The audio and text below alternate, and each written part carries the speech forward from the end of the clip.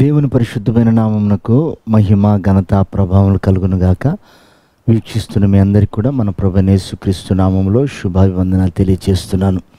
ఈరోజు మన దేవుని వాగ్దానం రోమపత్రిక 14వ అధ్యాయం 23వ వచనం. విశ్వాసమూలము కానిది ఏదో అది పాపము.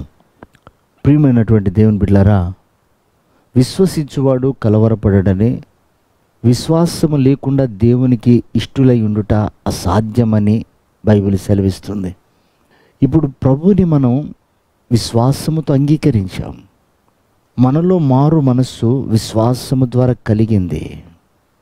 మనము కృపావరాలతో ఆత్మఫలాలతో విశ్వాసము ద్వారా అలంకరింపబడుతున్నాం. అలాగే మనకు లేనటువంటి విషయాలను మనము విశ్వాసము ద్వారా ఉన్నట్లుగా చూసి మనం పొందుకుంటున్నాం.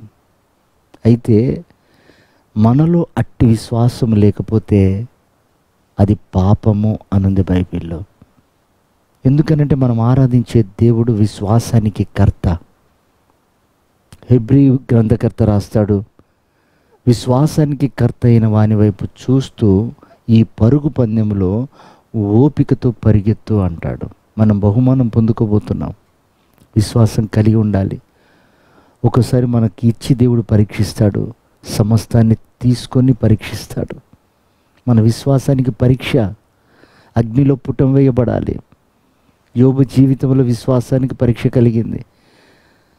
తనకు కలిగినవన్నీ దేవుడు తీసేశాడు, కానీ తన విశ్వాసాన్ని పోగొట్టుకోలే.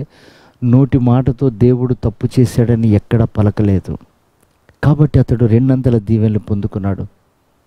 చూడండి, సాల్మన్ మహారాజు ఉన్నాడు, అతడు విశ్వాస భ్రష్టుడయ్యాడు.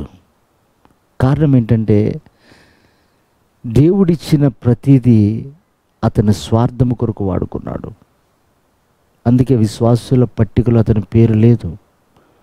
కనుక ప్రియవార్లారా, దేవుడు మన విశ్వాసంతో జీవించినప్పుడు, విశ్వాసంతో కనిపెట్టినప్పుడు సమస్తాన్ని సమకూరుస్తాడు. విశ్వాసం మనలో లేకపోతే మనము విశ్వాసులమే కాము. అందుకే ప్రభు వచ్చు దినమున నేను భూమి మీద విశ్వాసాన్ని కనుగొందునా అంటాడు. అంటే మనలో దేవుడు ఆశించేది విశ్వాసం. కనుక అట్టి విశ్వాసాన్ని మరలా మనం నూతనపరుచుకొని ఆయన రాకడికి సిద్ధపడదాం. అట్టి కృప ప్రభు ఈ ఉదయకాలం మనందరికీ దయచేయను గాక. ఆమెన్.